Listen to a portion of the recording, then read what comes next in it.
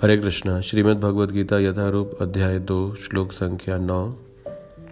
संजय उवाच एवमुक्त्वा ऋषिकेशं गुडाकेश परन्तपः नायोतस्येति गोविन्दम् उक्त्वा तूष्णीं बभूवः। संजय ने कहा, इस प्रकार कहने के बाद शत्रुओं का दमन करने वाला अर्जुन कृष्ण से बोला, है गोविंद, मैं युद्ध नहीं करूंगा, और चुप हो गया। एवं उक्त्वा ऋषिकेशम गुडाकेश परन्तपा। एवं उक्त्वा का अर्थ है कहा, इस प्रकार कहा। किसको कहा? ऋषिकेशम। किसने कहा? गुडाकेश। क्या कहा? ना योतस्य, यानी युद्ध नहीं करूंगा। और कहने के बाद उक्त्वा तूष्णीम, चुप हो गया, बुभुवः, और बैठ गया। तो जैसे ही संजय ने कहा ना योतस्य, कि अर्जुन ने कह दिया मैं युद्ध नहीं करूंगा। अभी तक तर्क दिए जा रहे थे युद्ध ना करने के, अब प्रत्यक्ष रूप से कह दिया ना योतस्य, युद्ध नहीं करूंगा। और जैसे ही कहा ना योतस्य, धृतराष्ट्र के चेहरे पर एक बड़ी मुस्कान थी, क्योंकि धृतराष्ट्र की आसक्ति थी दुर्योधन से, और दुर्योधन से इसलिए आसक्ति थी क्योंकि वास्तविक आसक्ति राष्ट्र से थी, और राष्ट्र धृतराष्ट्र के पास तब तक बना रहता जब कोई योग्य पुत्र आदि दुर्योधन जैसा उसके साथ रहता। तो वो चाहता था कि दुर्योधन किसी भी तरह से विजयी हो। तो धृतराष्ट्र मुस्कुराने लगा अर्जुन की वर्तमान अवस्था ना योतस्य देखते हुए, युद्ध ना करने की मुद्रा और युद्ध ना करने के वाक्यों को कहने के कारण। संजय ने देखा धृतराष्ट्र प्रसन्न हो रहे हैं। धृतराष्ट्र तो देख नहीं सकते थे, संजय लेकिन देख सकते थे। धृतराष्ट्र के चेहरे पर मुस्कुराहट थी, एक खुशी थी धृतराष्ट्र के चेहरे पर। तो धृतराष्ट्र को प्रसन्न होता देखकर संजय ने तुरंत कह दिया परन्तपा। याद रखना धृतराष्ट्र, ये अर्जुन अपने शत्रुओं को ताप देने में बड़ा निपुण है। परन्तपा, किसी प्रकार के भ्रम में मत रहना, ये बड़ा निपुण है अपने युद्ध कार्य के लिए। जिस प्रकार से पेट्रोल पे एक चिंगारी डाल दी जाए तो वो चिंगारी से ही पूरा पेट्रोल जल जाता है, उसी प्रकार से भगवान कृष्ण वहाँ हैं उपस्थित, और अर्जुन ने ना योतस्य कहा है, अभी तक कृष्ण ने इसकी अनुमति नहीं दी है। तो धृतराष्ट्र ने कभी ये सोचा भी नहीं था कि इसके बाद कृष्ण बोलना शुरू कर देंगे। भगवान कृष्ण वो तो विचार कर आए थे कि अगर अर्जुन युद्ध के मैदान से भाग भी गया तो मैं व्यक्तिगत रूप से इन सब को मारूंगा।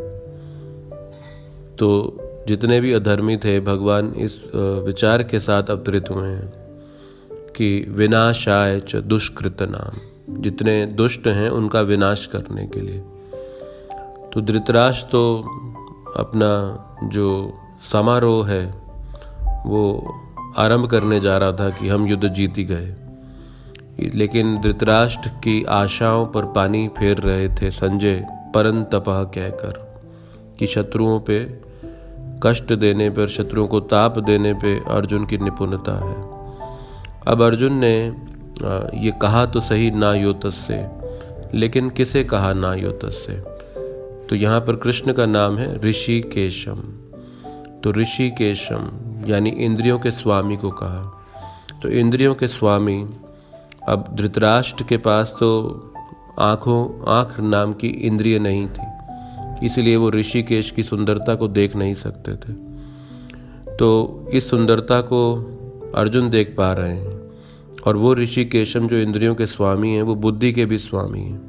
तो अभी अर्जुन जो है वो मोह में हैं, और इस कारण से वो ना योतस्य कह रहे हैं। लेकिन वो ऋषिकेशम अर्जुन को बुद्धि प्रदान करने की क्षमता रखते हैं, और वो भी रथ पर विद्यमान भी हैं, और इसीलिए विशेष नाम ऋषिकेशम कहकर कृष्ण को पुकारा गया है। तो वास्तव में धृतराष्ट्र को ऋषिकेशम कहकर संजय ये हम सबको संदेश दे रहे हैं कि धृतराष्ट्र ना ही आंखों से अंधे थे, आध्यात्मिक दृष्टि से भी अंधे थे। तो अगर हम अपने जीवन में अंधकार से बाहर निकलना चाहते हैं तो हमें ऋषिकेशम परम भगवान कृष्ण का आश्रय लेना होगा। उनके आश्रय के बगैर अंधकार से बाहर नहीं आया जा सकता। और ये है अंधकार प्रकाश का नहीं, ये अंधकार अज्ञानता का है। अज्ञानता के अंधकार में हम अपने जीवन में भयभीत रहते हैं, असुरक्षित रहते हैं, चिंतित रहते हैं। तो अंधकार भय देता है। उसी प्रकार से अज्ञानता के अंधकार के कारण भी जीवन में कुछ ऐसा घटित ना हो जाए जो हमारी अपेक्षाओं के अनुसार ना हो, इसका एक बिना देखा हुआ भय सताता है। तो अगर हम अपने जीवन के अंधकारों से बाहर आना चाहें तो एक ही आश्रय है और वो है ऋषिकेशम का। उनके आश्रय से ही बाहर आया जा सकता है। और अर्जुन को यहाँ पर गुड़ाकेश कहा गया। तो अर्जुन ने नायोतस्य युद्ध ना करने का जो संकल्प लिया है वो आलस्य के कारण नहीं लिया है। तो गुड़ाकेश का अभिप्राय है जिसने आलस्य के ऊपर विजय प्राप्त कर ली हो, उसे गुड़ाकेश कहा गया है।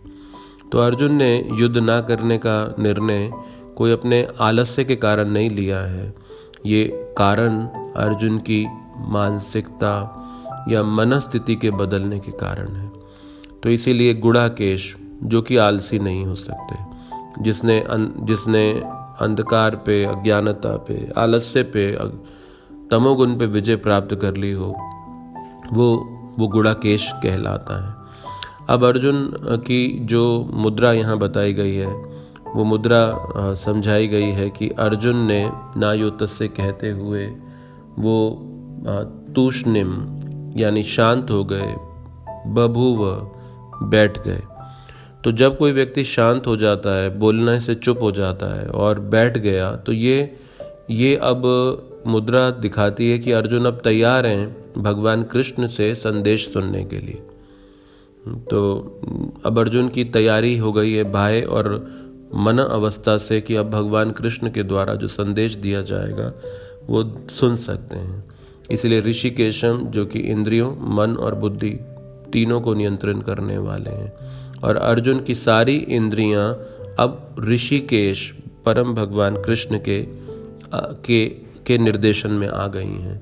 और इस स्थिति के अंदर अब जो श्रवण किया जाएगा अर्जुन के द्वारा, वो श्रवण का परिणाम होगा। तो जब हम आध्यात्मिक विषयों को सुनते हैं तो ये जो परिस्थिति है हमारे लिए सबसे महत्वपूर्ण है कि हमारा मन, हमारी बुद्धि और हमारी इंद्रियां भगवान के शरणागत होकर श्रवण करें।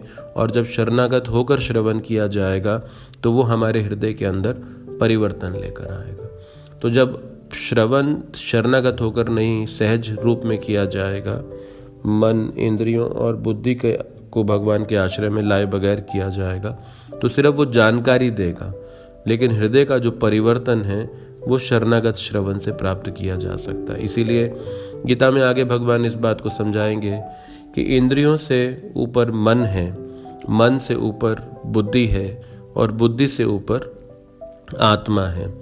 तो आध्यात्मिक ज्ञान से बुद्धि को शुद्ध किया जाता है, बुद्धि से मन को नियंत्रित किया जाता है और मन के नियंत्रण से इंद्रियों को नियंत्रित किया जाता है। तो अब अर्जुन ने अपना मन, बुद्धि और इंद्रियां ऋषिकेश भगवान कृष्ण के आश्रय में रख दी हैं और अब वो श्रवण करने के लिए तैयार हैं। और अब भगवान कृष्ण को अब बोलने का अवसर है और अब अर्जुन को भगवान कृष्ण श्री भगवान वाचा के माध्यम से अब ज्ञान देने जा रहे हैं कि जिनके लिए वो शोक कर रहे हैं वो शोक करने योग्य नहीं है। हरे कृष्ण।